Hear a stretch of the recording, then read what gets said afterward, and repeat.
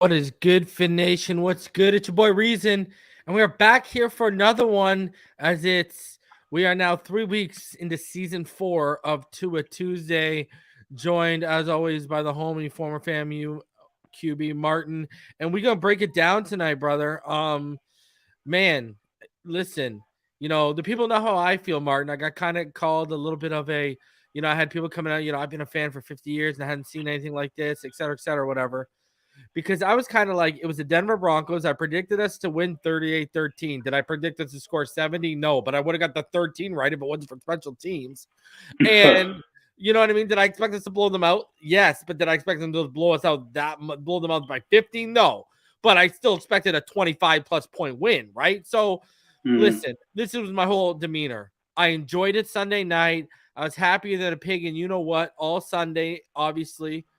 But, brother, I woke up on Monday ready for Buffalo and ready to kick those off the bandwagon who all of a sudden want to jump on after hating Tua so loudly on all these, whether the national media or on Twitter or on YouTube, because there's so many of them. They made my jabroni of the week for this week. But, I was right back into – it's Bills, bro. It's Buffalo week, bro. Like I tried to explain to everyone, Martin, because I want to get your feelings on how you're feeling a couple days removed from the win. Because this is what I said to everyone, Martin. This is all fine and dandy, but if we lose in Buffalo next week, you think we're still going to be talking about the 50-point win? Absolutely not. And mind you, we're looking at this through a lens of we've never seen this out of any Miami Dolphins team since we've been alive, right? Like we just haven't seen this level of execution, precision, explosion, etc. So that's why we're like, you know what? We're on cloud 9. Nobody can tell us no wrong. Yeah. But when it comes to the Buffalo Bills, when it comes to Buffalo Bills week, and I keep hearing it around the Dolphin streets as well. The rivalry has been renewed, and the Buffalo Bills, until we officially it's at the level of a high school rivalry that shuts down a town, or it's at the level of a college rivalry that shuts down whatever city that college game is being held in. That's what it's at right now, because listen, we should have beat them in December. Okay, that's why I'm about my business right now. We should have swept them last year. If it wasn't for Boyer or Sherfield or Hill not making their catches, or Boyer, especially the third and long conversion before the end of the half that led to a touchdown. If it wasn't for Boyer and then either Sherfield or Hill, we had that game. And then we would have beat them with Tua if Skylar almost beat them in the playoffs. I mean, let's be honest, with Tua, we probably would have mopped the floor with them. So now it's time it's statement time. Now it's time. Right. You've done all this stuff, and it looks all fine and dandy. And that's why, Martin, a lot of people last week were trying to be, this is a must-win game for Denver. And I kept preaching last week, this is not a must-win game. This is a get finely tuned for Buffalo. And I said, Martin, I'm surprised no one called me out for looking too far ahead. But that's what this game was about. Denver was a team with a porous defense, an offense that's struggling to put it together. That was a game to get as finely tuned as possible for heading into Buffalo for week 4. Because I said to Martin, and I'm going to say to you, you got to basically replicate how you started this game at home in Buffalo. You got to get an explosive touchdown or a big touchdown on that first drive. You got to get a stop. You got to get the ball back. And then you got to go up 2 scores in that first 5 minutes, like how we did, and just put the pedal to the metal, man. You need to take the crowd out of it. You need to take all of that out of it this Sunday, bro. I'm about my business. I woke up saying that was fine and dandy. That was great. That was historic. But we also said this offense would be historic in year 2, all offseason long on this channel. So that's nothing new. That's correct. You know what I mean? So so I'm just sitting here like, okay, now what's the next goal? Winning the division. Correct. And I agree with that. And I believe, as far as the Dolphins teams in the past, we've been caught up in, dang, we always have that feeling like, I know they're going to let us down. But there's something about this team in particular and what we've built for the last 2 years that I'm thinking to myself, wait a minute, man, we've established a standard, right? Like there's a standard in place that no matter who's in the game, no matter what we're doing, there's a standard of execution to be met, and when you can see that in the offensive line play and the running back play and the wide receivers blocking downfield and being in the right place at the right time for Tua, and it's like, damn, bro, like we are literally like we ain't playing around. We ain't BSing, man. And when you have that as the standard, I mean, you have no choice but to maintain it or even build on top of that to where now you're operating like the Peyton Manning led Colts. Now you're operating like the Drew Brees led Saints. Well, you know what now I you're feel operating like the you talked about the standard. It feels like right now the standard is the expectations. That's what it feels like. And those that we all know what those expectations are. We don't got to repeat them because they've talked. They already said it. They already said them out loud. Yeah. The expectations is the Lombardi Trophy, and that seems like it's the standard right now. And I've said it, man, the past couple of weeks. It feels like the only thing that can stop this team is themselves, i.e., boneheaded decisions like turnovers or penalties, or off the field or whatever, or injuries. It feels like it's like, you know, like people were laughing at my 14-3 prediction. They ain't laughing right now, brother. I keep saying and I will tell you this much: ain't no one gonna be laughing on Sunday if we come out of there 4-0 at my 14-3. They're gonna look at me and say, "This guy wasn't crazy saying we could sweep the East." That's what they're gonna look at me and they're gonna say, bro, because we'll be halfway. Listen, we all know what's gonna happen to the Jets, so if we win on Sunday, I already count us as halfway there, bro. You know what I mean? Like, let's be honest here, man. All right? And to be real, man, we're getting to a point where, like you're saying, that the standard is pretty much the Super Bowl, right? That's the vision. That's what we can see. And going into this game, you can say to yourself, you know what, man? If we do go into Buffalo and not just mop the floor with them like we did the Denver Broncos, but put a game together where it's clear we have full control of it from beginning to the end. Yeah. That's where the wheels are going to begin to turn, and everybody's going to be looking at it like, wait a minute, we are the best team in the NFL. And once that occurs, man, who knows what's going to happen when right now. I don't even know if that's debatable. You know what I mean? But obviously you have your pundits that want to say, well, Tua doesn't have the arm strength. Listen, what Tua lacks. But on September 26th, right now, Tuesday, September 26th, 3 weeks in the NFL season, Tua Tagoailoa has been the best and most efficient quarterback in the NFL. It's not even close. By far. It's not even close right now. And reason, you always brought it up. You know, forget the big arm, forget the cannon. You know, give me the efficiency, give me the timing, give me the rhythm. What Tua is doing right now at an elite level is the anticipation is elite. The ball placement is elite. The footwork is elite. The pocket presence is elite. Bro. The football IQ is off the processing. Right, the processing is elite. The decision making is so because he's operating with all of those intangibles and all of those things at an elite level, the tangible, which is the arm, Tua's arm, by the way, is getting stronger. Yeah. Like when you watch this film, the ball is leaving his hand at a pace that where you're like, damn. Yeah, like you know that deep out, that he threw to Tyreek, and it was incomplete. I was about to say that. People are going to blame that on the arm, but that was all about placement. He was trying to put that in front of him because of the coverage on him. He was trying to put that where only a spot in front of him where he can make the catch, and they just didn't connect. That's what that was. And mind you, Tua threw that football literally 2 or 3 seconds before Tyreek even got into that break, which is we don't know where he's going to break off into based off of how Tyreek runs. You know what I mean? Because Tyreek, even though he's a good route runner, he's a wild route runner, if that makes sense. You know what I mean? It's not like as polished or pristine as a Devontae Adams. You know what I mean? He doesn't have that type of route running skill, but it's still high level. And tell the people the good news. We're not just talking about Tua today. We're going to talk about a little Achane and Chris Brooks as well. Hey, they broke off some runs, and they were all beautiful. You know. All right. That's what I'll do all week. I'll pat myself on the back about De'Von Achane. That's it. That's how you pronounce his name. Achane. Achane. I will pat myself all week. That's what I'll do. Instead of the 70 points and being excited, I'll pat myself on the back all week about De'Von Achane. Hey man, that was and again the question mark was why should we draft the running back at that point in time? But because he fit what Mike McDaniel needed, it was like, okay, now you're seeing why. Did you watch my show? Did you watch my show yesterday? Did you happen to catch it, or were you busy? I caught some of it. What happened? Okay. Did you see the next gen stats part?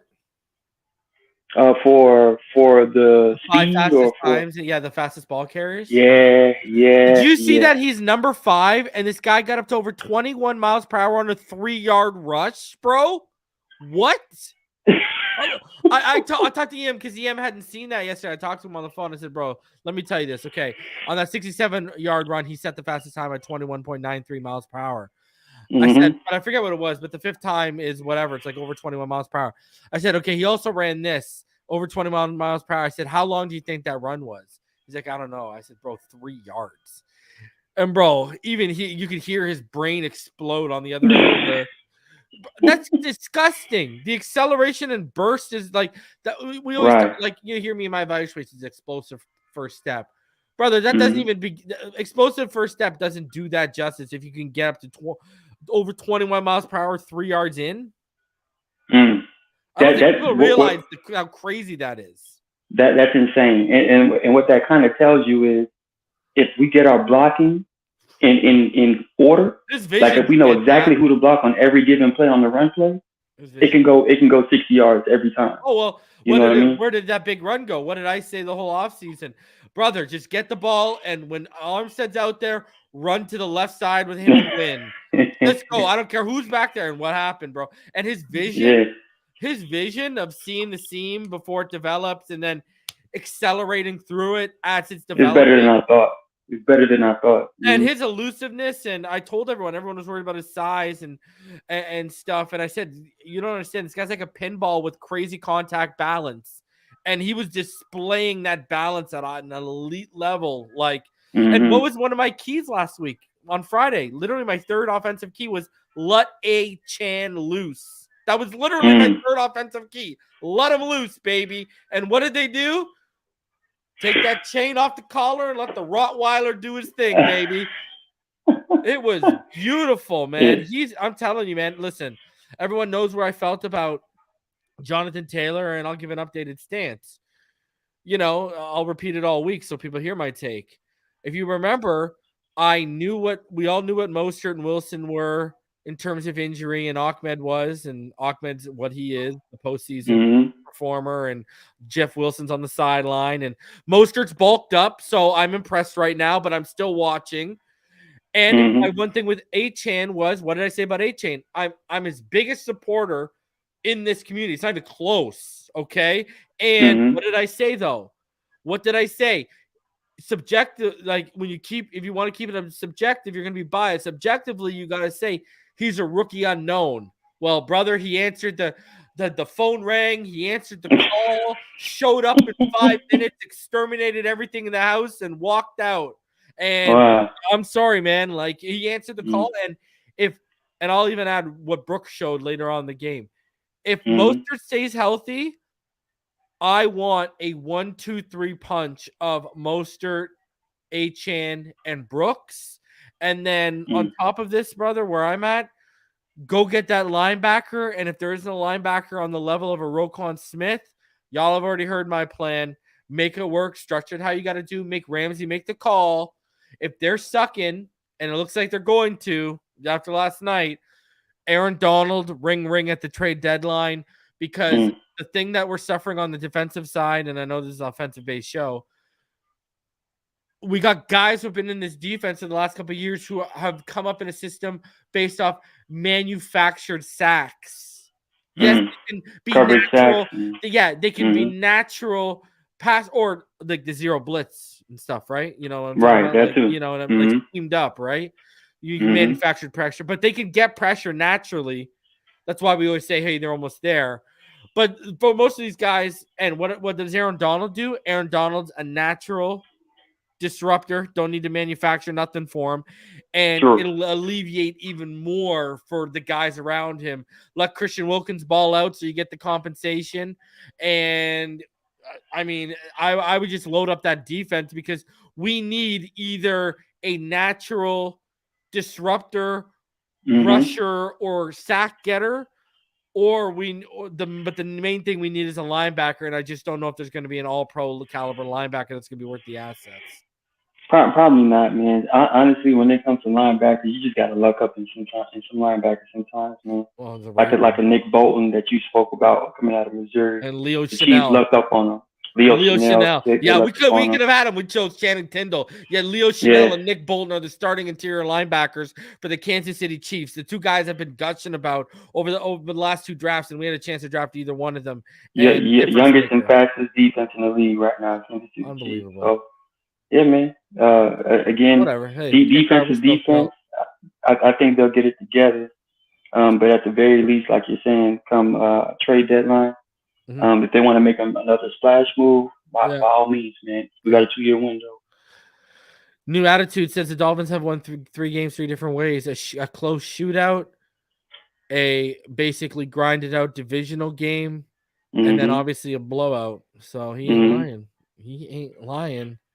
And I agree with you. I wish we had De'Von Achane too. That's why he gets paid more than Christian Wilkins, rightfully. So now y'all are seeing exactly why they're like, okay, go out there, let it rip, kid. Let's see what you got. And because reality check. Wilkins is hurting his value more than he's helping it right now. I hate to be the one because you're not even getting the quality run stops from him right now that you used to get. And this might correlate reason, but I wish Wilkins can't.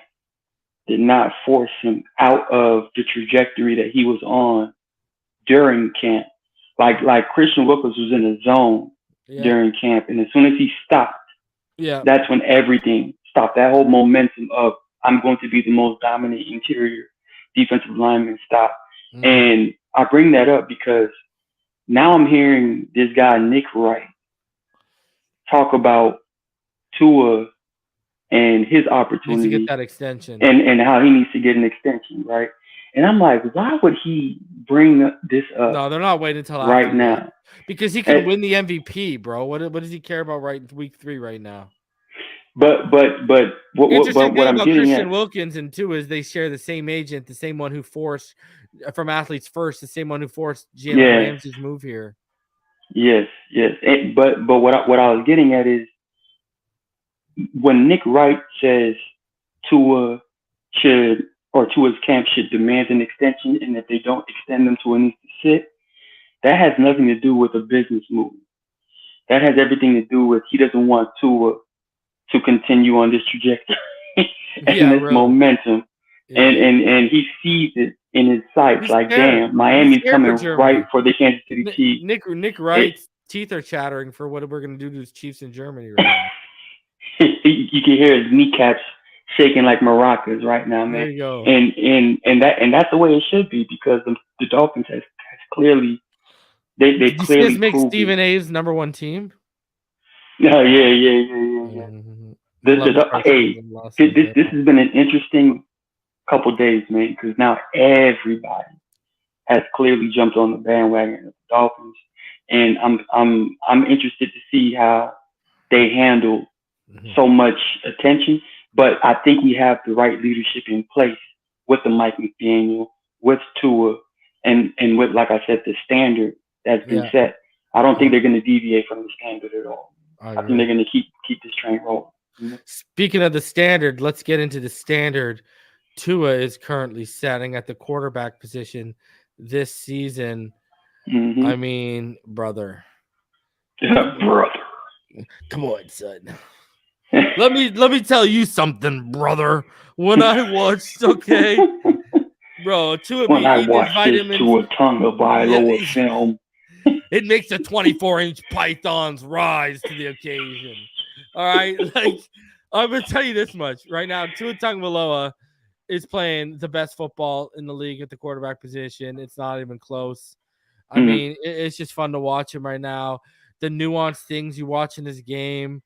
You know, I mean, the only complaint I've really had so far this season is when he does the Steph Curry watch his shot throw. Other than that, he made some off-platform throws that were real nice. And, I mean, let's get this started, though, because we got a lot to go over. We got about 32 plays, I think it is. So, play one here. We got 2nd and 4 after a 6-yard Mostert run to start Miami's drive. Tua is in a split back shotgun look, 21 personnel with a receiver split out to each side. Cover 2 press for the good old Denver Broncos. And this is going to be simple here. Tua is going to hit Smythe on the slant over the middle, easy 15-yard gain.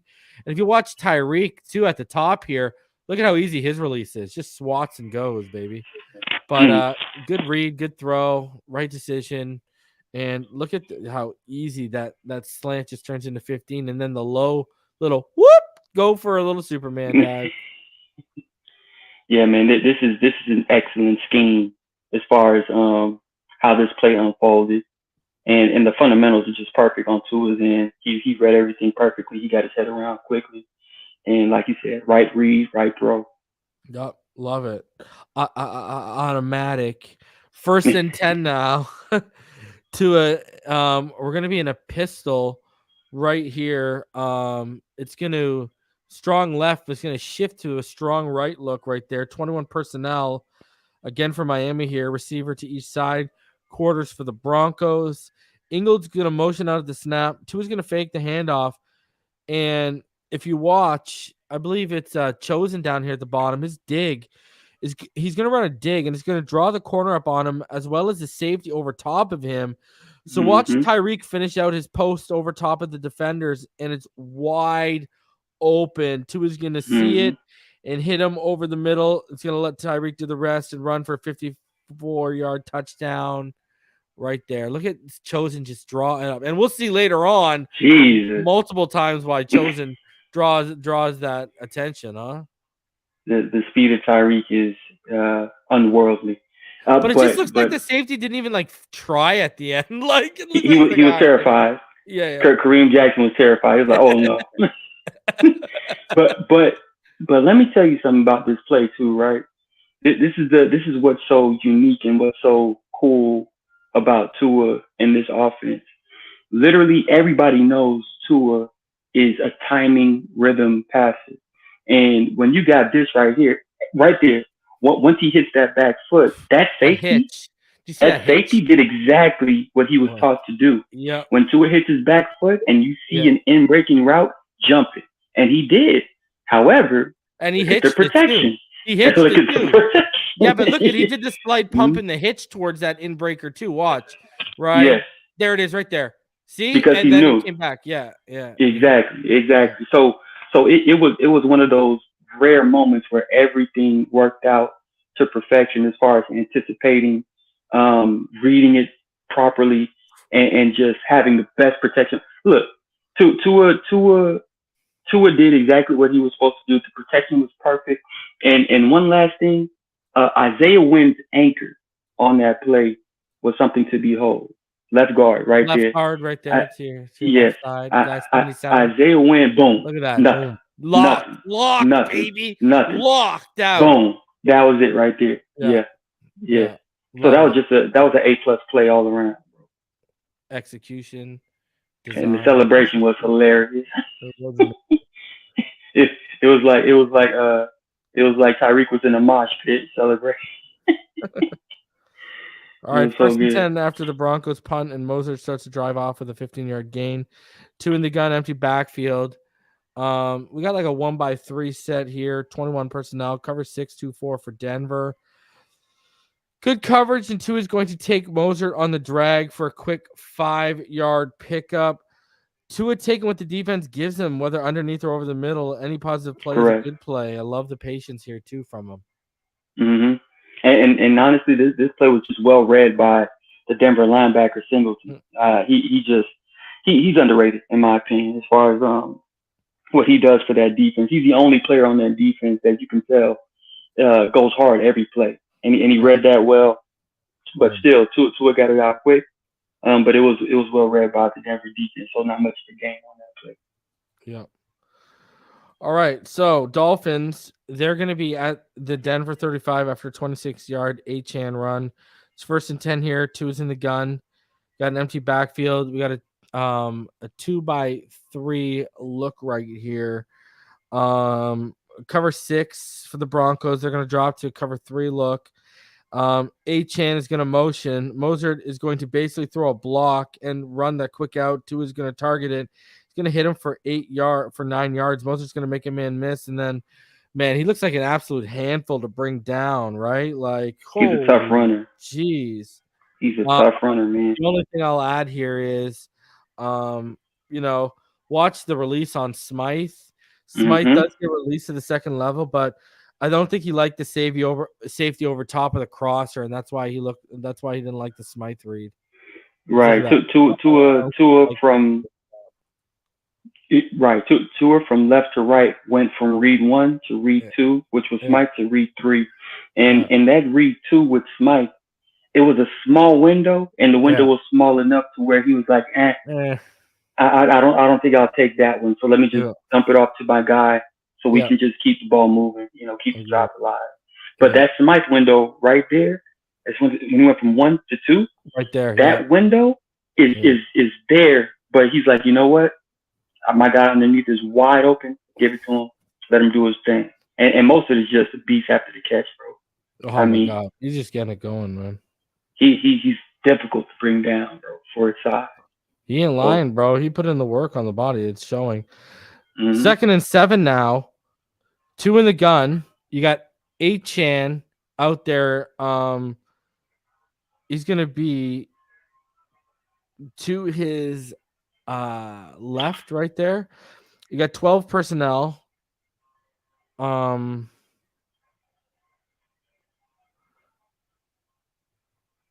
on a sec here. Oh, yeah. No, this is different. 1st and 10. This is Achane picked up a 1st down and a 4-yard run, right? So 2 is in the gun right here. We got 21 personnel. 1 receiver to the left, 2 stacked to the right. Denver's going to show cover 4. They're going to rotate to cover 3.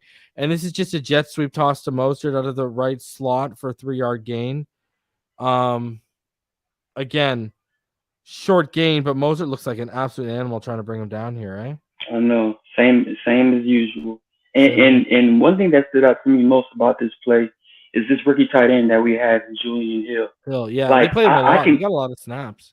I saw it, right? And I can clearly see why they have him out there taking all these reps.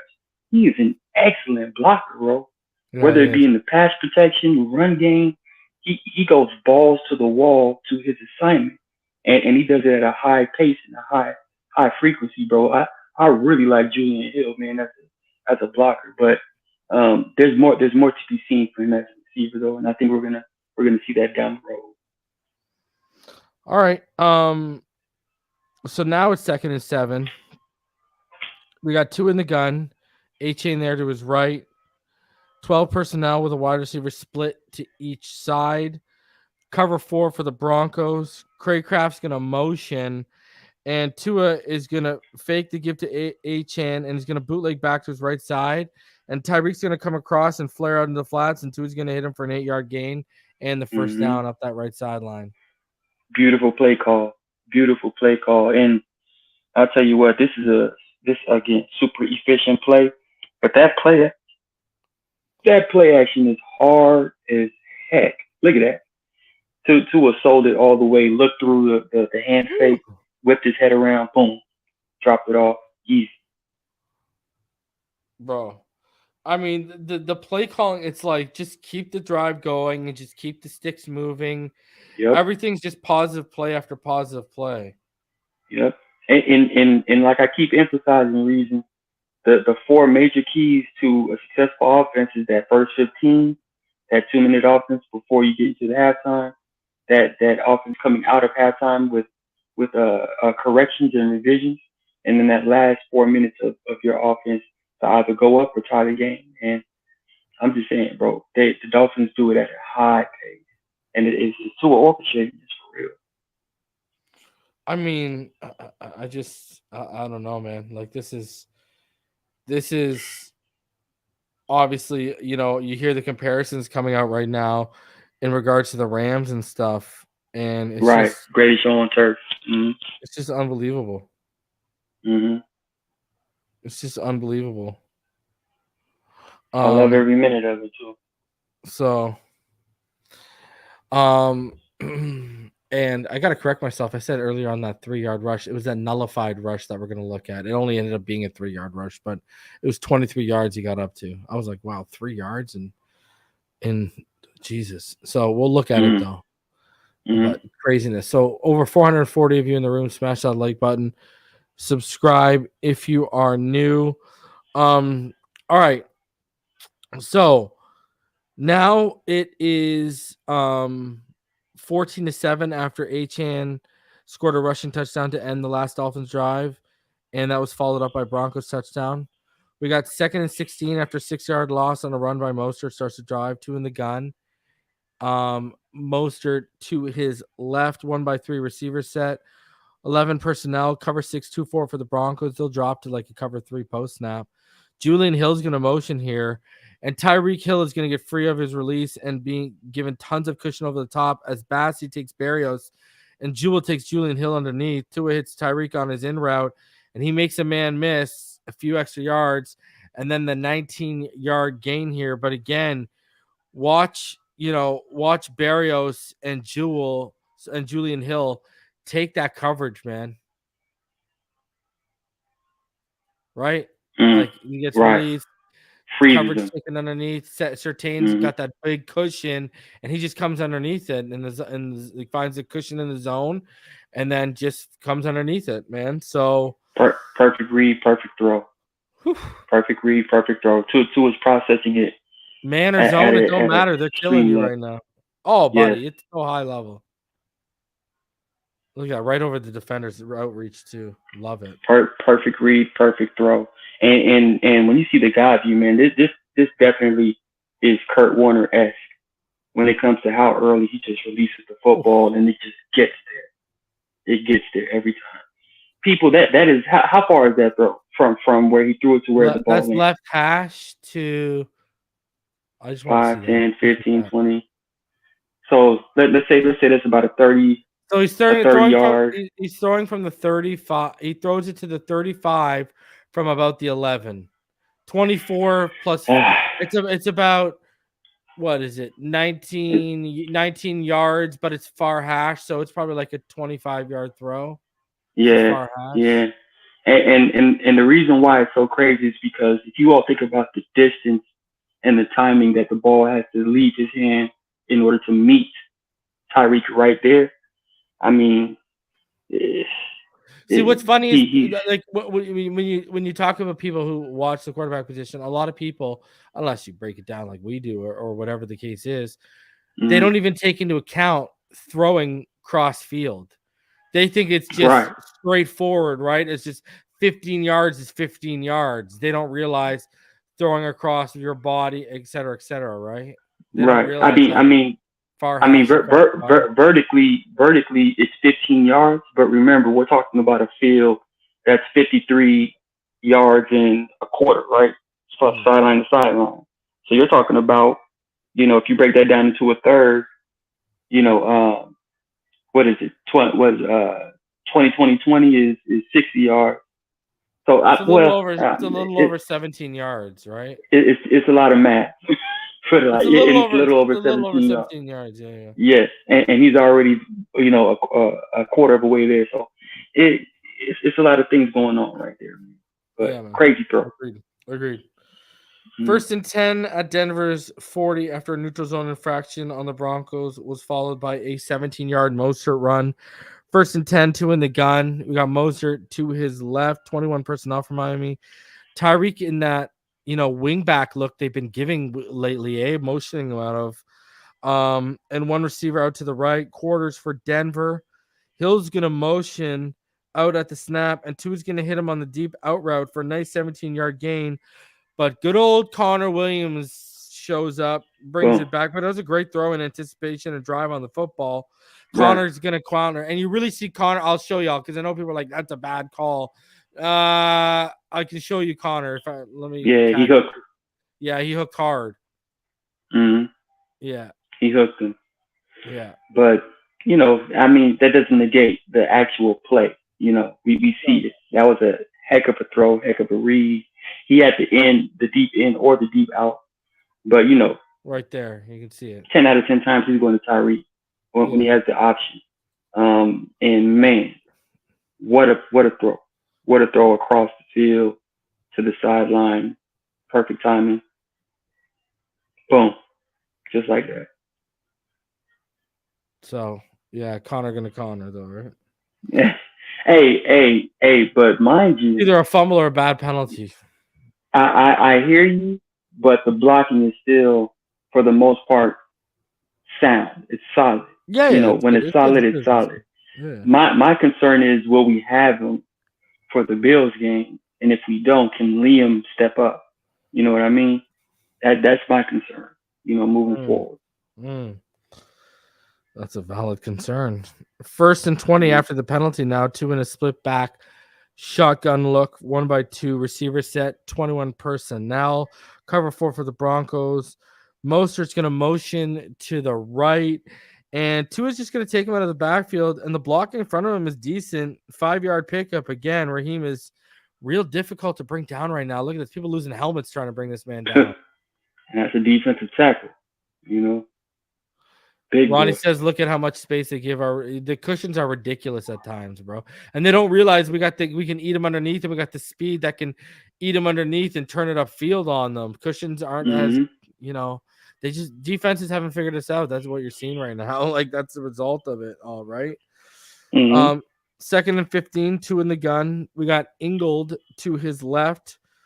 Double wide receiver set with them split to the left and stacked to the right. 21 personnel. Cover 6 for the Broncos. 2-4 look. And it's going to be a screen to the left with good blocking out ahead of him once again for Mostert. And he gets an 11-yard gain out of it. Look at the fight right there. Look at that extra push.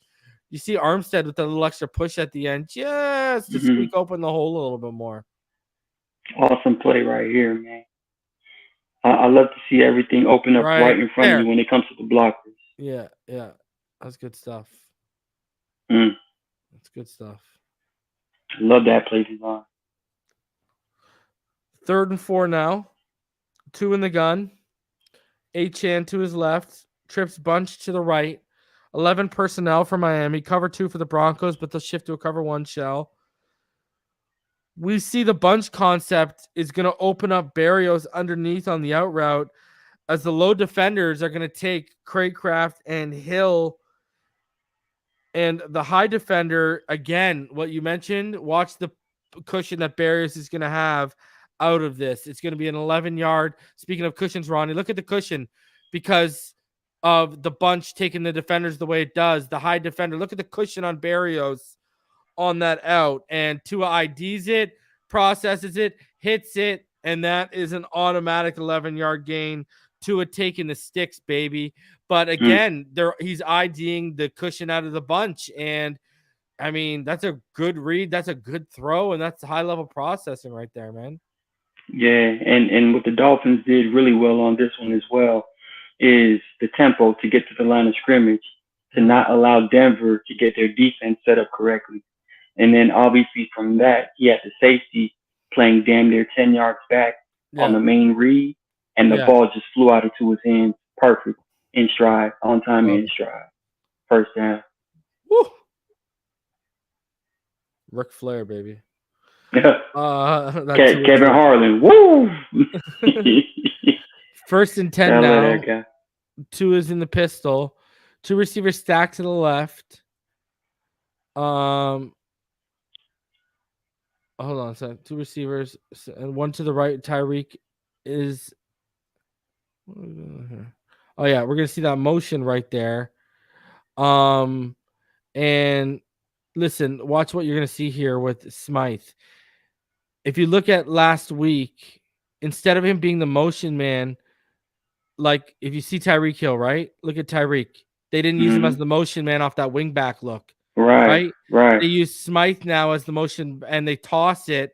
So there's a little wrinkle here if you've been noticing it, if you've been watching the last couple of weeks. They go this 2 receivers stack to the left, this like off stack right here. And then you got 1 receiver split to the right and 11 personnel. And we've been seeing this wing back look with Tyreek. You've even seen it so far. We're 12 plays in. You've already seen it like 4 times already. And usually Hill's the motion man, whether it's back across the formation or out to the left side in this case, right?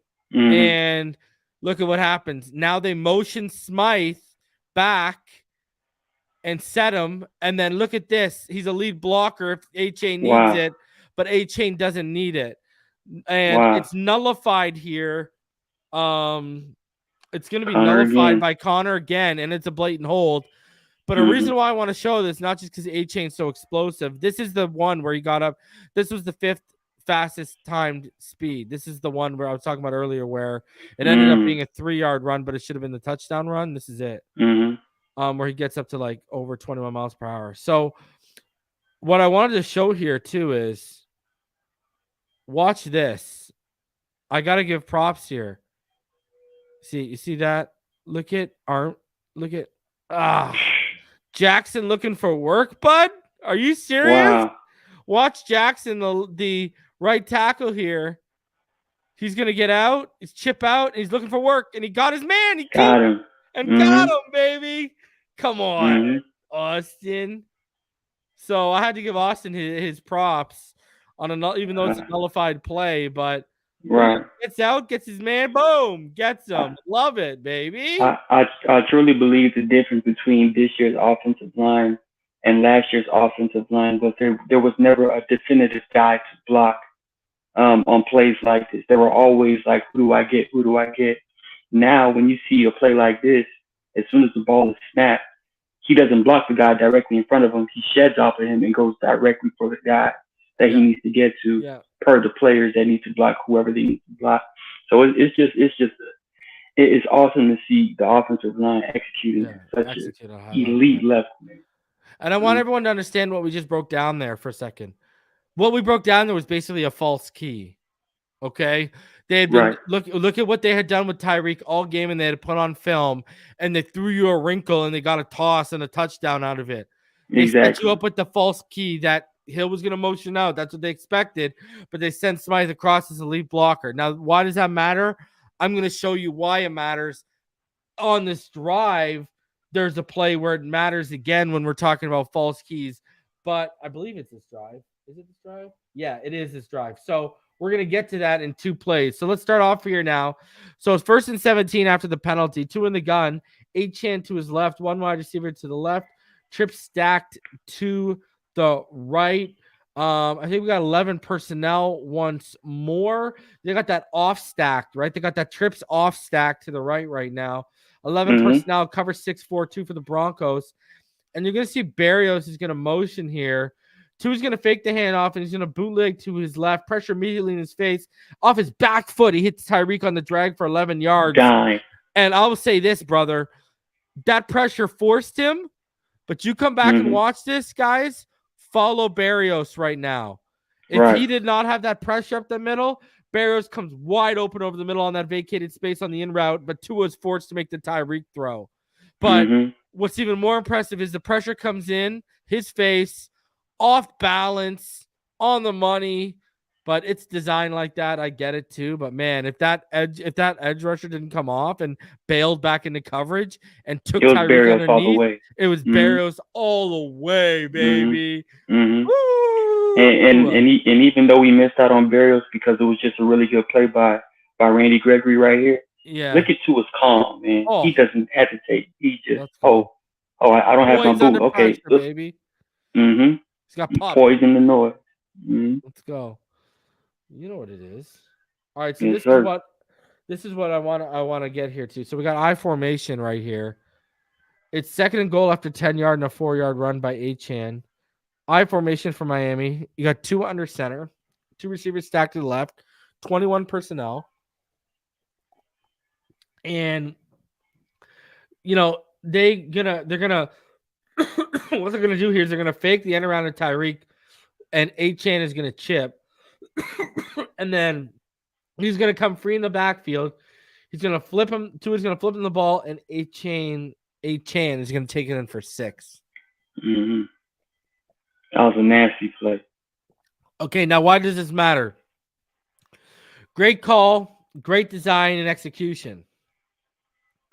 This won't also be the last time we see this flip in this film, right? Mm-hmm. So what does this have me thinking? What false key are they setting up for the Bills or the Chiefs or the Eagles? Because we've already seen what the false key come out of the motion, right? They started laying in that. Was it that wing back look came out last week, right? Was the first week we saw it? Was it that with wing Tyreek? back? With Tyreek as that wing back look?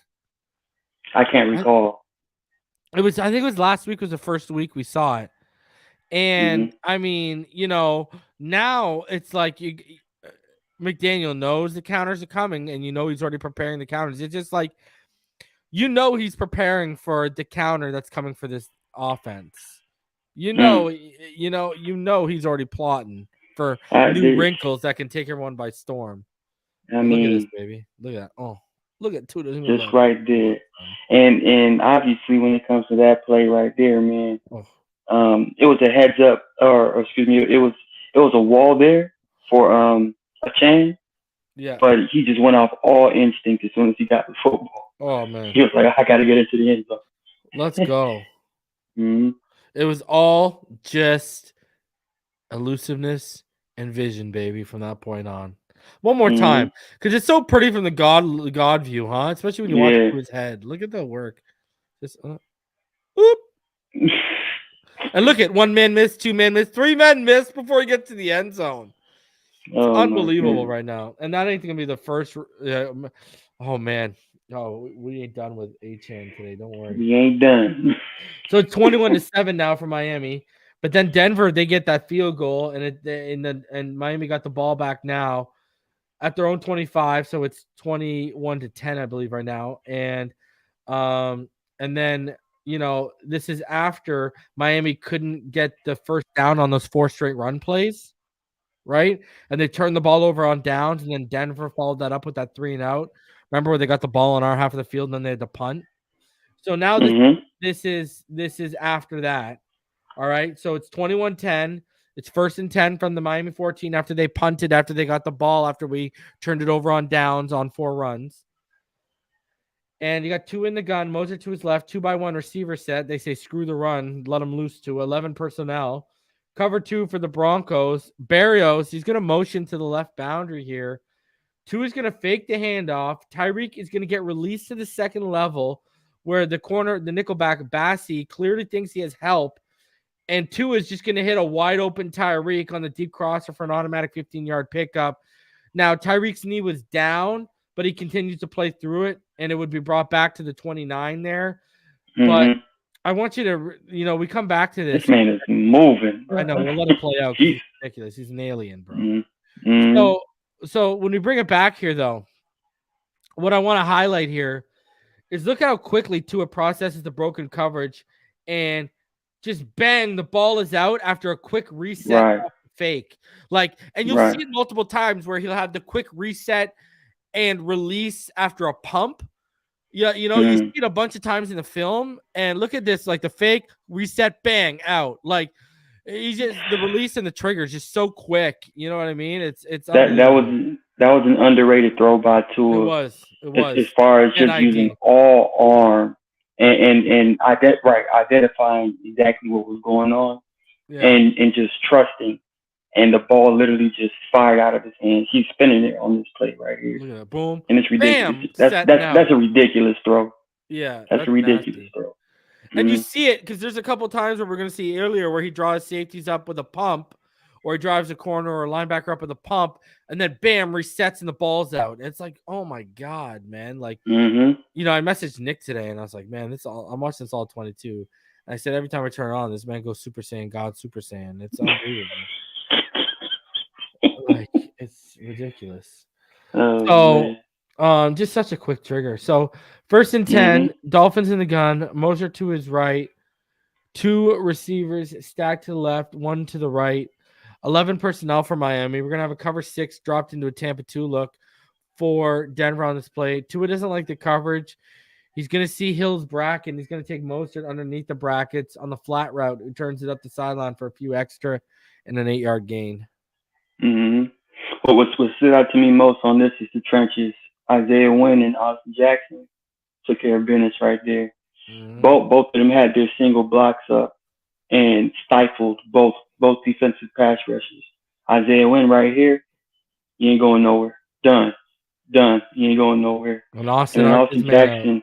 Yeah. Austin won the Jackson's hand fight, narked his man. I mean, I honestly, man, I don't know. Boom. Yeah. I look at that, man. I don't know what Austin did to for the light bulb to come on as far as the hand fighting is concerned.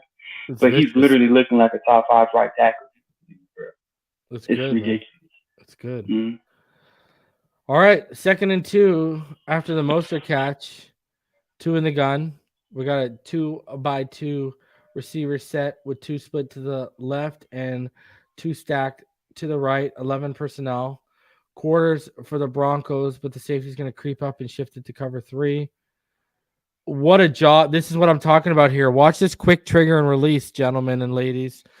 What a job by Tua here. He's going to pump Julian Hill underneath. That's going to draw up the safety, Turner Yell.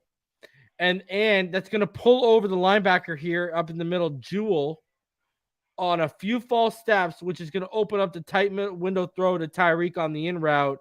And this is just high-level stuff here from Tua for the 15-yard gain. Mm-hmm. Again, we see a quick pump, off look, reset, and sudden fire, ball out. Look at that, boom. Look how quick that is, man. Like, people don't realize how quick that. And look at the movement. I want to freeze it here. Okay, so check this out. Takes a drop back. Look at the bailing. You got look at where Tyreek's starting to break. That man is bailing right there. And look at the false steps the linebacker's already taking towards there. And then open and Tua resets, balls out. Like, look at how fast that is, man. Like, this is like, we're talking like this guy's processing, pumping, resetting, and triggering in like under a second. It's ridiculous. It's a hair trigger. Look at that. It's a hair trigger. Mm-hmm. Holy geez. And I'm just gonna call this, as far as Tua's superpower, I'm gonna call him Tadusa. Not Medusa, but Tadusa. Oof.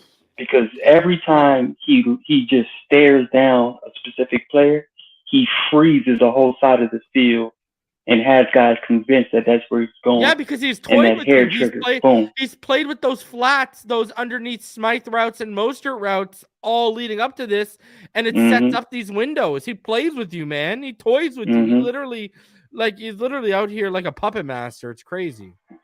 Seducing, man. He the one look and he'll freeze you. Oh my God. One look and you're a stone.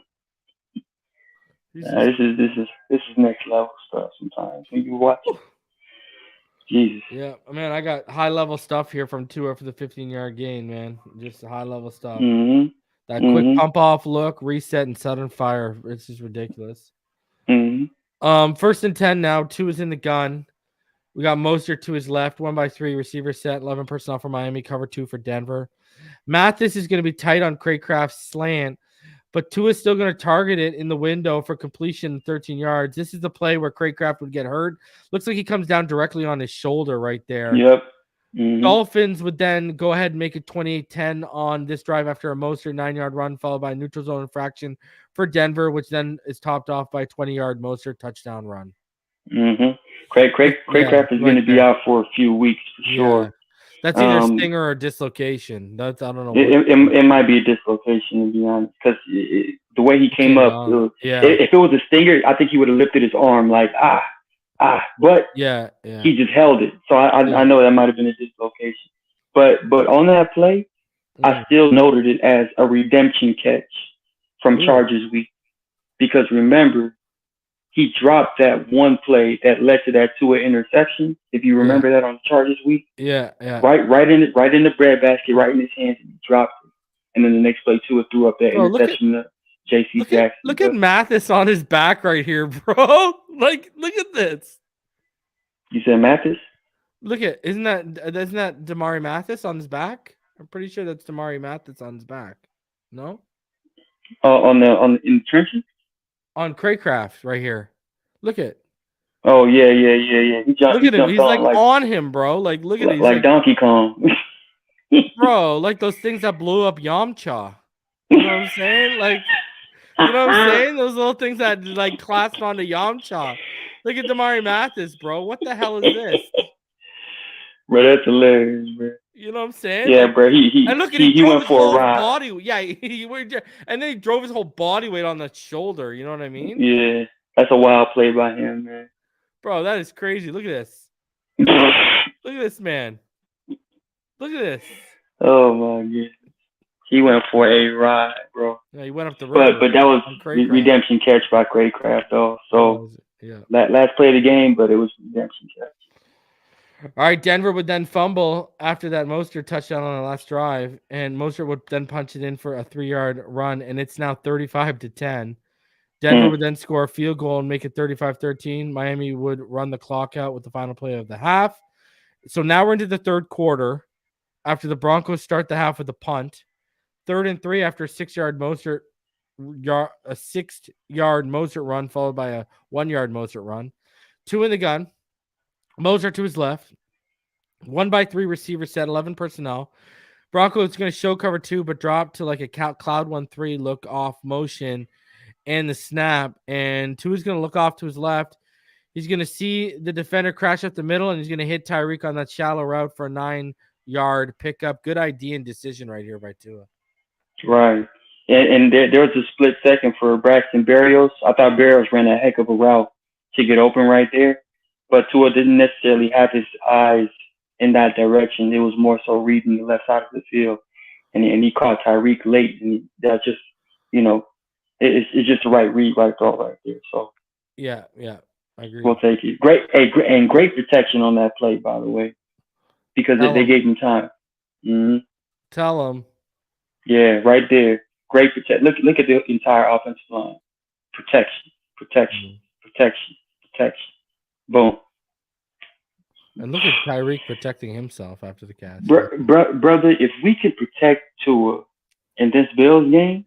That's why I don't think you pay Christian Wilkins $20+ million a year, because you could re-sign Connor Williams, kick him back to left guard.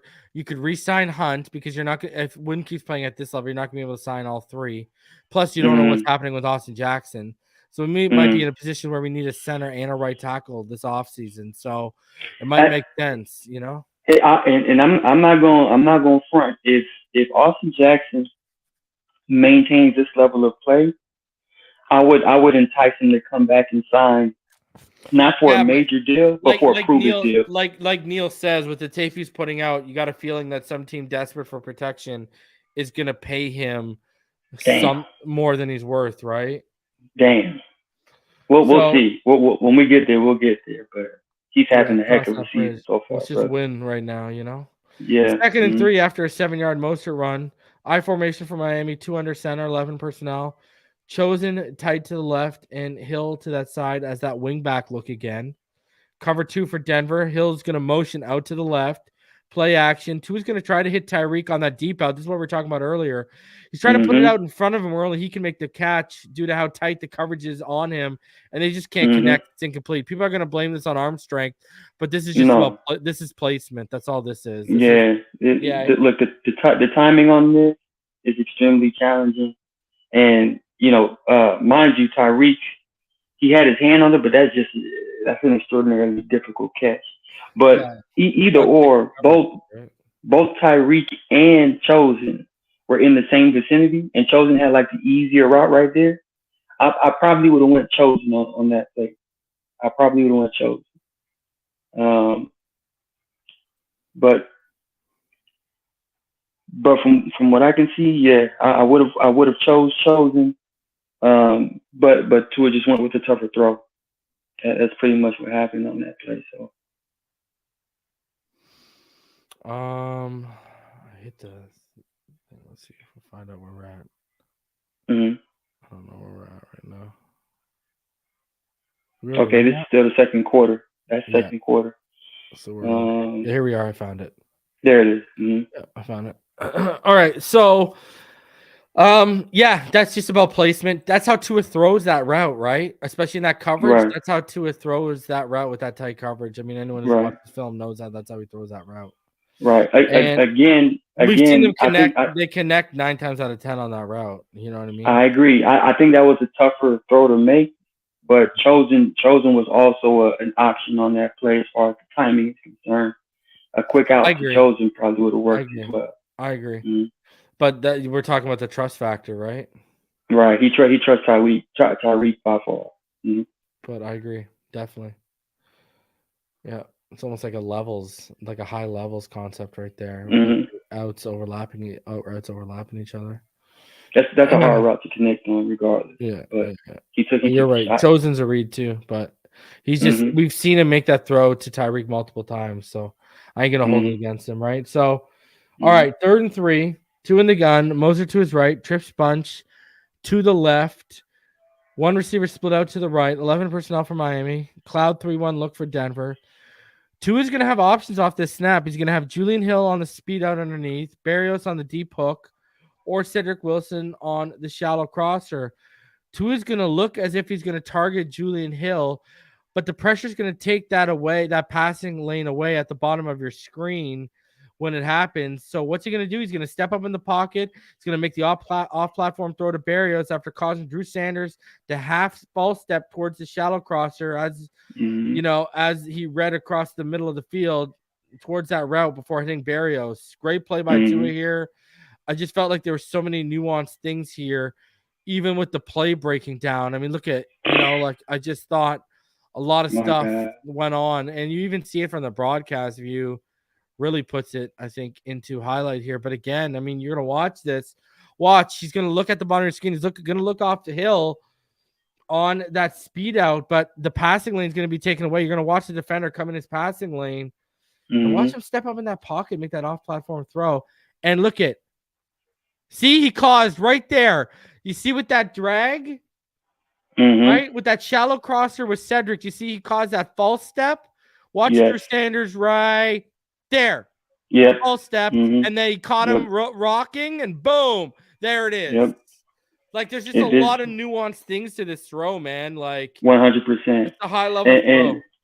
And from the guy view, great pocket, great movement in the pocket. Watch 41, everyone. Watch Sanders 41. Watch him false step to that left side.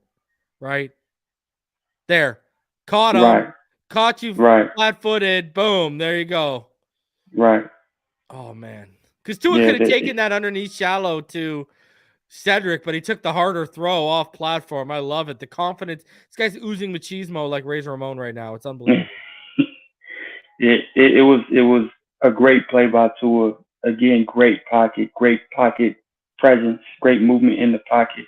And I gotta keep calling Tua Deucer, man. This dude freezes players when he starts using his eyes, and he froze this linebacker and immediately hair trigger. Ball right there. That pocket was just well protected, man. My goodness. All the time in the world. We need that. All right. 1st and 10 from the Denver 45. All aboard the Achane train? Achane? The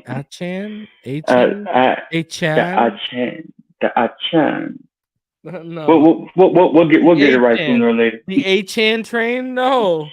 It doesn't all aboard right no more. All aboard the Achane van. Let's say that, all right? All aboard the Achane van. 2 in the gun. Oh, man. Moser to his left. Double stacks each side. 21 personnel for Miami. Quarters for Denver here. They're going to orbit motion Berrios behind Tua. Fake to give up the middle and toss it to Achane on the end around. Great play, great misdirection by the offense off of play design, and a good play call here as well. Achane picks up 40 down to Denver's 5. Oh, my Lord. Look at this. Count the defenders on the field right now. Look at this. Are you kidding me? This is a result of good blocking and making men miss. Let's count them. Now that we've seen them, let's count them. Ready? All right. 1, 2, 3, 4. Sorry, there's 5. We've got 3 huddled up. We've got 5 defenders on the ground right now due to Achane. And good block 6. And he's off to the races, baby. 6 Bronco defenders. Usually last year that would have been our offensive line. Say that. But this year But this year, oh boy, look at this. Count them. 1, 2, 3, 4, 5, 6. Oh my Lord. Let's go. Reason. You want to know why this is scary? Is because this is right up Mike McDaniel's alley. This is his forte. He's a run game coordinator. And when you have all this blocking working for you, and then you have an explosive back on top of that, I mean, the results will be what they will be.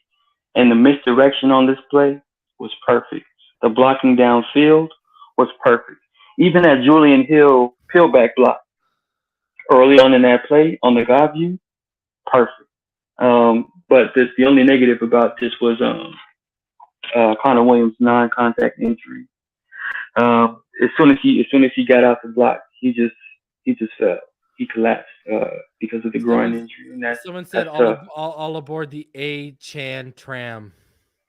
Achane tram. Because I see someone in the chat saying it's pronounced Achane. Geez, common sense. First of all, no one knows more about Achane in this community than I did. I was out ahead of him by over a year from when we drafted him. A. B. De'Von Achane himself corrected everyone yesterday. You can literally His mother corrected it. Yeah, like he came out and corrected everyone. It's Achane, not Achane. And respect. We'll change it. We'll adjust. Yeah. They didn't correct it through Texas A&M, but they decided to correct it yesterday. Hey, so be it. Hey, it is what it is. Better late than never. Yeah. All right. But Connor Williams is officially out now, guys. By the way. Did Scotty Joe? Scotty Joe says, "Did someone say Chan Gailey?" No way. No. Please, God, no. Old man Chan. JP Hauser says, "Hey, reason I was thinking about Monday's show and he was saying that for the offense, the greatest speed in the 7 seas or the greatest O in the ocean."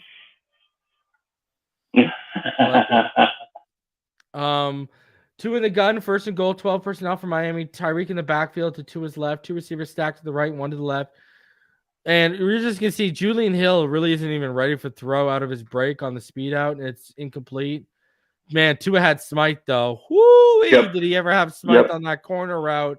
Because the linebacker bit on because they've been throwing that speed out so much. What happens? Look at the linebacker didn't even second guess it. He just bolted to the freaking flats, bro. Oh, Tua still put it over his head. What's up? But this is still something that Tua always has to, keep in the back of his head.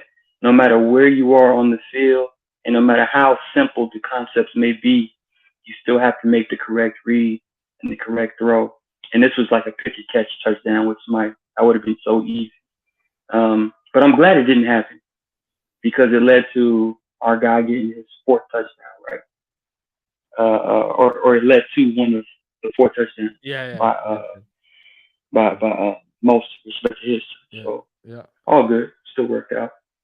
So now, after an Achane run, it's 3rd down from it's a 4-yard Achane run, brings it up to 3rd down from the Denver 1. 2 in the gun, empty backfield, 2 receivers stacked to the left, trips bunch to the right.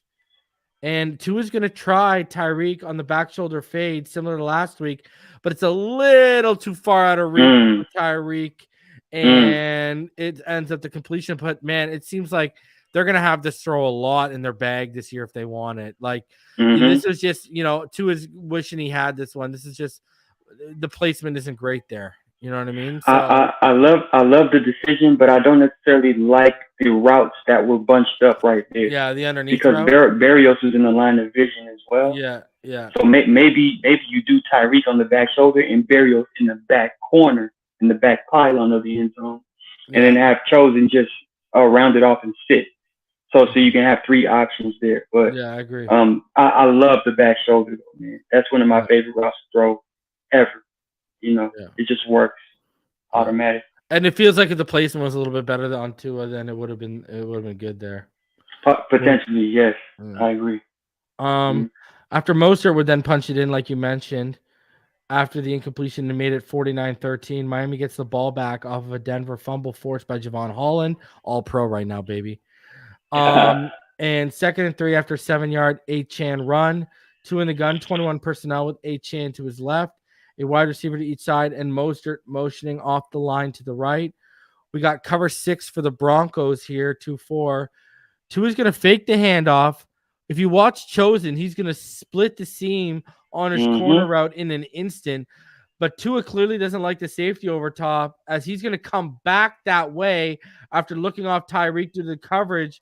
And as the pocket pushes back, he clearly makes he makes a beauty throw off his back foot to Achane, who gets a lead blocker and win and into open space. Achane breaks the tackle, evades another defender, and he gets up that field for 17 yards here. Look at that. Big play. Mm-hmm. Like he split the seam, going back to the speed earlier. We said there'd be a few more examples of them having to respect his speed. He splits the seam here, but I just don't think he liked the safety over top, because if he watches his head, Tyreek the back to it and then to Achane. Yeah, I believe if the pocket didn't collapse so early on Tua, he might have gone back to that a little bit earlier to make that throw on a flattened corner route right there for Robbie Chosen. But the positive about this is Tua didn't lose his poise, and he just, I still got an outlet right here. Boom. Yeah. Gave it to a playmaker, and that's the result. So, and how many times have we mentioned that poise already, man? Yeah, man. It's increasing. 1st and 22 at the Denver 48 after an unnecessary roughness penalty on Drew Sanders is followed up by an illegal peelback block by Eichenberg. With Williams, Connor Williams is now out, and that took a 12-yard Achane run off the board with the peelback block. Who's in the gun? 2 receivers stacked to each side. Achane in the backfield to his right. 11 personnel. Cover 4 for the Broncos, who dropped. They're going to drop to Tampa 2 look post snap.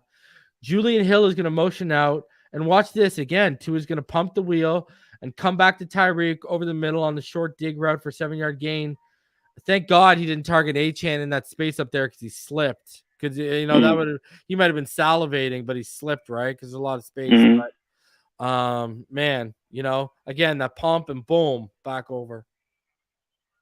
Yeah, I think obviously Achane was the most open out of the two, but he had everything underneath, and obviously 9 times out of 10, he'll always choose Tyreek over anybody else when it comes to who's open and who should get the football. And good he didn't throw it, because he slipped, bro. He slipped. You know what I mean? So a chance slipped, but he got up relatively quick as far as recovery. And I think if Tua would have saw him slipping, if he would have made that throw over there, it wouldn't have been as quick of a release. It probably would have been a guided ball so he can catch it clean. But regardless, right read, right throw. They gave it to him underneath. Freetam says on that play that Tua missed Smythe, we were up 3 scores. I think he was trying to get Julian Hill his first NFL touchdown. Maybe. That's a great point. Mm-hmm.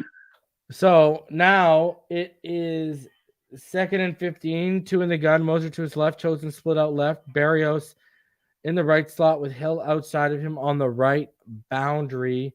11 personnel. Cover 6-4-2 for the Broncos. They're going to shift to a cloud 3-1 look. Barrios is going to motion.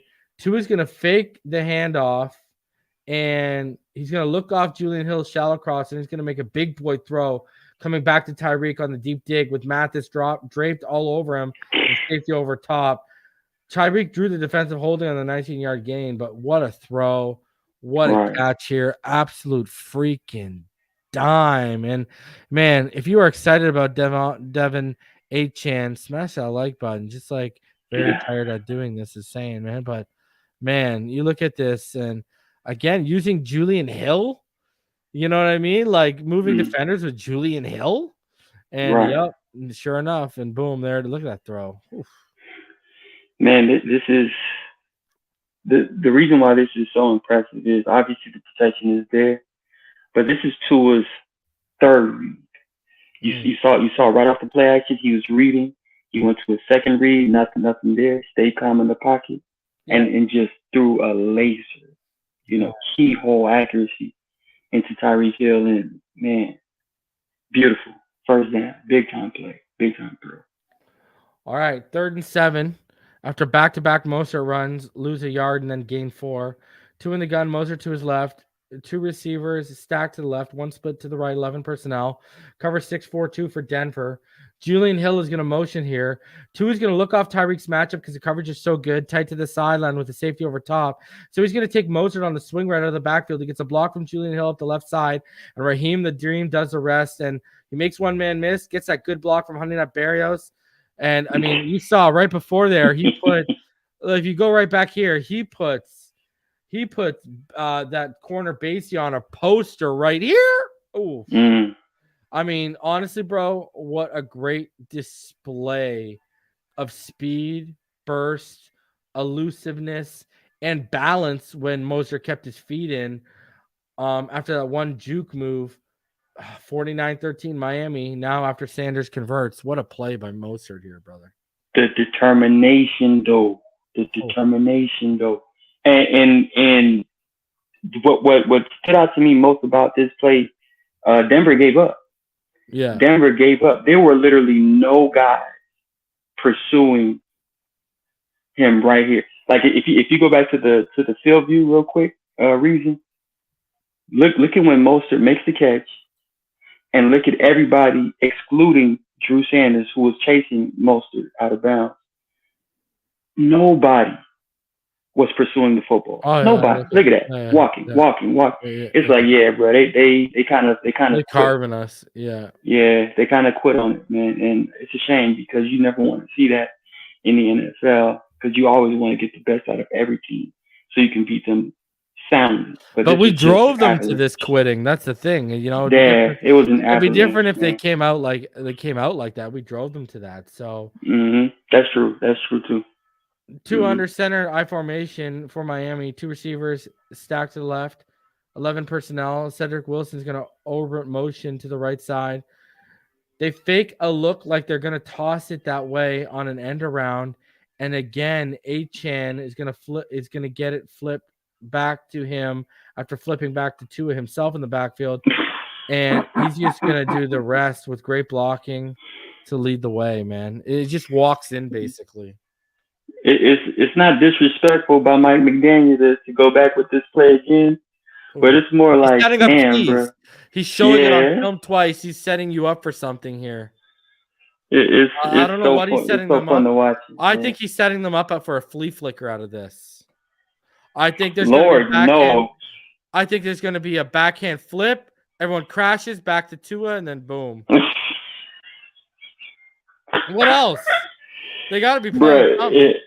If that play unfolds and it actually works, yeah, man, we're on ESPN SportsCenter top 10 for the next week straight. You know, so Tua's out now because we're up 56-13 because that's how bad it was getting, brother. It's over.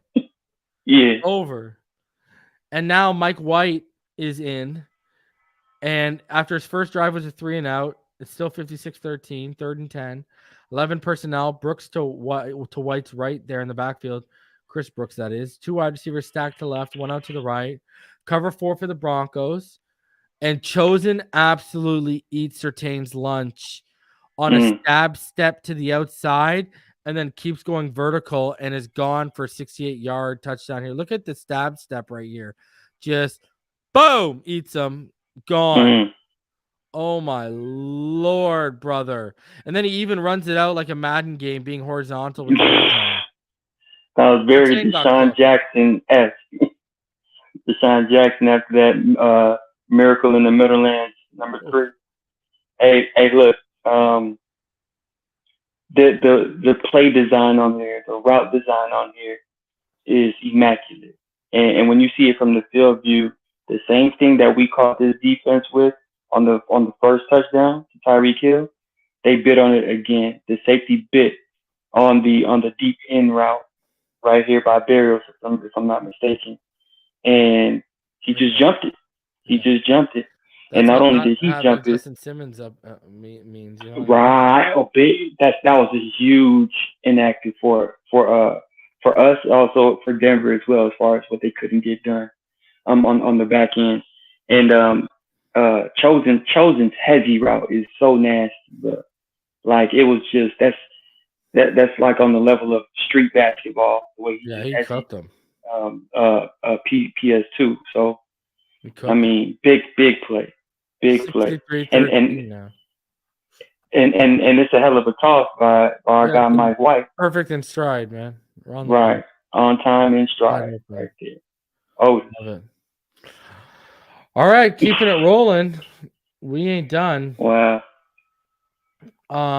And right here, after Surtain gets absolutely cooked, where's his daddy's advice at? It's 2nd and 2 after a Denver kick return for a touchdown makes it 63-20. Mike White under center. Achane is a single back. 2 receivers stacked to the right. 1 split to the left. 11 personnel for Miami. Cloud 3-1 for Denver here. Barrios is going to motion, and it's going to be a toss to Achane, and he follows his blocks to that left side with great vision, explosiveness, and shiftiness in tight quarters. He gets to see him, and he's absolutely off to the races. This is the fastest ball carrier time of the year so far at 21.93 miles per hour. Clock by out of there. Stats. Out of there. Like, watch that left side, baby. And look at it. It's not even Armstead. It's Lamb. Lamb and Liam. And win. Yeah, and win. Yeah, when hey, man, win is an anchor, bro. Oh, buddy. Nothing gets past that guy. But the only thing missing on this play was just smoke coming, out of Achane's feet. Yeah. Yeah, it was a great play all around. But we have to give credit where credit is due, man. Even though Eichenberg is still not 100% comfortable, that was a great double block by him. He had some bad. Yeah, he was, and he had some bad snaps, but they weren't so bad where Tua couldn't handle them at times too. Right. The only really egregious snaps is when he just floated it, in the air to like Mike White. Those are like, come on, man. That's just a childish snap. But at the very least, on that touchdown run, Achane ran right behind him. Liam set it up perfectly, and we got to tip our hat to that guy for that, man. So let's run it one more time, full. Yeah, perfect block by Liam Eichenberg. Look how shifty he is, man. He's just so quick. He doesn't like. He doesn't. I told someone he's a football player that's a track star, not a track star trying to be a football player, baby. Exactly. Shout out to Eichenberg again, one more time at center. Sealed off there, flipped it around, boom, out of there. And the best thing about these running backs too, they're one cut and gone. They don't dance. They don't dance at all. Yeah. And I love straight to the point. All right, we had to one more time. We had to show y'all for it. So it's 2nd and 6 here. Got cover 3 for Denver. We had to show that Chris Brooks 52-yard run because the explosiveness for a man his size, how tough he is to bring down. Man, I'm happy with Mostert, Achane, and Brooks as a trio. Bye-bye, Salvin Ahmed and Jeff Wilson Jr. Like, look at this, man. Come on. Big time play. Look at this. And then he tries to finish it off by dropping the shoulder in the helmet. I love it, man.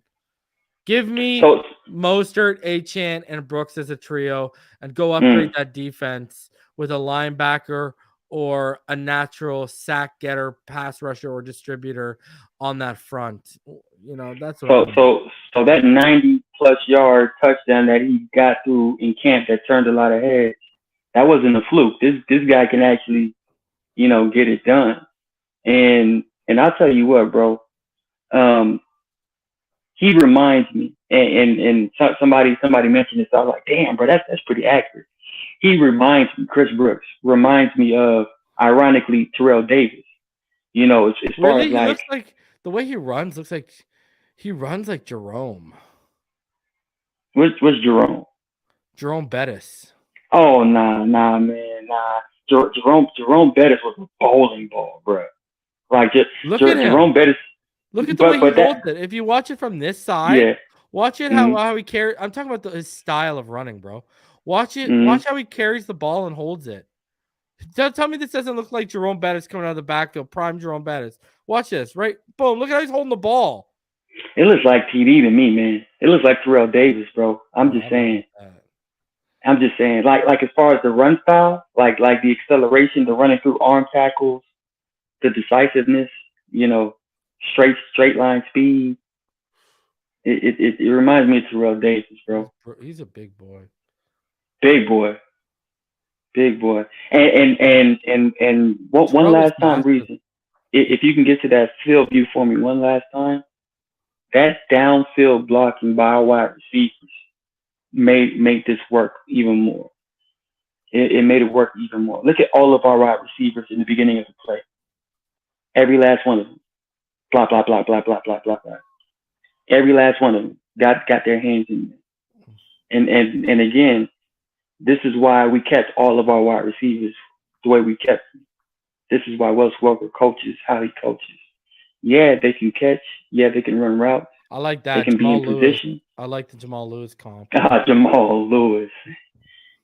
That dude was underrated, bro. Terrell Davis was faster than this. You think so? Yeah. I don't know. He wasn't that much of a burner. He was like a strider, Terrell Davis. But regardless, Chris Brooks was. I mean, he made the most of that opportunity. Let me tell you. And he is looking good right now. And I mean that man, what a fantastic showing! What a fantastic! It's nice to see him. It's nice to see him like.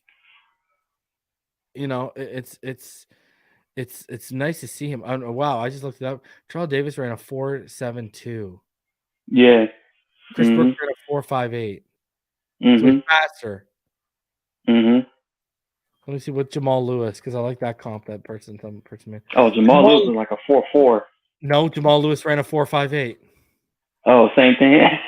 Exact same thing. That's what I was trying to like. He runs like that big back, like how he protects the ball. He runs like that big back. Maybe that's why I said Bettis. But whoever said Jamal Lewis, was conflict in the chat. I agree with that the most. When that comp came up, I was like, okay, I like that one. But the offensive line, it's impressive right now. Either way, Achane. We'll get used to it. Achane, man, he looks good, man. He looks what a game. Good.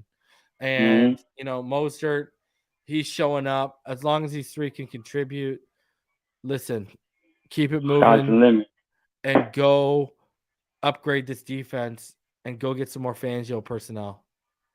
Sky's the limit. And reason we've had these discussions on numerous occasions about if and when this rushing attack becomes what it needs to become, and Tua plays off of the rushing attack.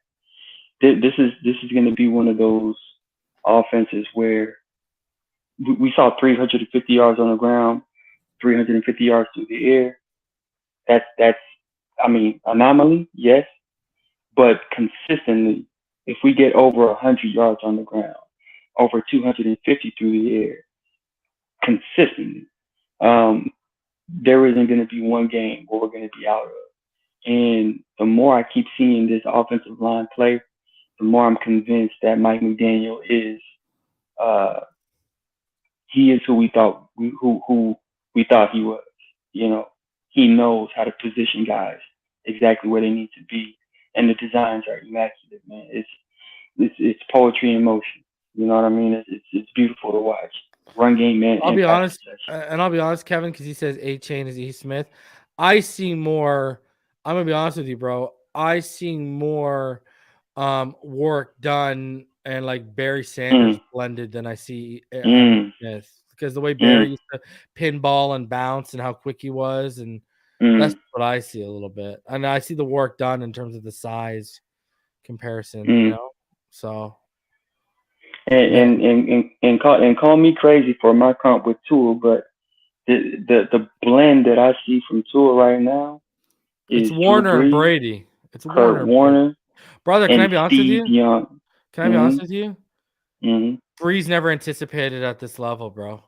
Breeze didn't also have this strong on an arm. I'm seeing like tight window throwing and anticipation that I saw that's more elite than Drew Brees. I know that's controversial, but I'm seeing it from Tua, man. I'm seeing Tua making harder throws regularly than what Drew Brees made. And it's just the beginning, really, as far as him tapping into it too. So yeah. Lord knows what the actual ceiling is. for Tua, because as elite as he is statistically, and even what we're seeing on film, he's just gonna get I more already know there's another level. That's the other another level. That's the other comp I hear for him that, you know, a couple people have made, like Neil made. He comps Achane to Chris Johnson. CJ2K. Yeah. So listen, this is why I'm not about comps. I've never been about comps. I just just see it when you see it. Yeah, like I want Achane to be. I want Achane to be Achane. I want Tua to be Tua. You know what I'm saying? So right. What's it? Go ahead. Go ahead. I'm saying what's Aaron Donald's comp, right? There is none. Exactly. It's Aaron Donald. Exactly. You know what I mean? Everybody's gonna make a name for themselves. Exactly. So, all right, guys. I appreciate all y'all for tuning in. I'm gonna be back tomorrow around 7:30-ish, 7:45-ish with Richmond and ball game as we get into Buffalo week. Then 5 o'clock on Thursday with Neil, 5 o'clock on Friday to preview the Bills and Dolphins game. On Sunday, I'll be live reacting to the game. We'll do the 5th quarter post game show. And don't forget, on Monday, the first episode of my new every 4 weeks quarterly podcast with the homie Omar Kelly. So you're going to be wanting to look out for that one. Perfect timing right after the Bills game to have him on here. So be out on the lookout for that. I appreciate all y'all. Smash the like button, please, on the way out, the way in, when you're watching, whatever the case is. Please smash the like button. Smash. Appreciate all y'all for coming through. Hope y'all enjoyed the film breakdown. Tua is him. And let's keep it rolling into week 4, and let's hand the Buffalo Bills a nice burger with a double-digit loss to them, all right? I will see all y'all in the next one. Until next time, you already know what time it is, baby. Fins up all day, every day, and we will see y'all then. Take it easy, guys. Peace.